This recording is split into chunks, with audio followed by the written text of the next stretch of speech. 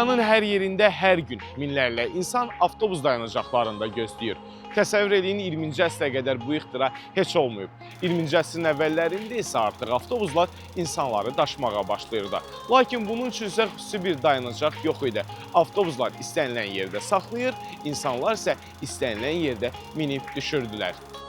Bu isə həm olduqca təhlükəli idi, həm də şəhərin axınını pozurdu. Və beləliklə nəqliyyat tıxacları artır, piyadalar üçün isə risk çoxalırdı. Elə məhz bu səbəbdən 1905-ci ildə Londonda bu problemi həll etmək üçün maraqlı bir addım atıldı. Avtobuslar üçün ilk rəsmi dayanma nöqtələri, yəni bus stoplar yaradılmış oldu.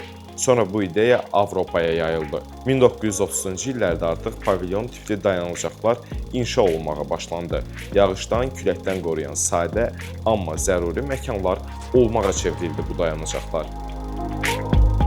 Ancaq hər şey kimi dayanacaqlar da eyni qalmadı. Zaman keçdikcə dəyişdi və müasirləşdi. Artıq 1950-1980-ci illərdə demək olar ki, hər şəhərin özünə məxsus dizayn üslubu var idi.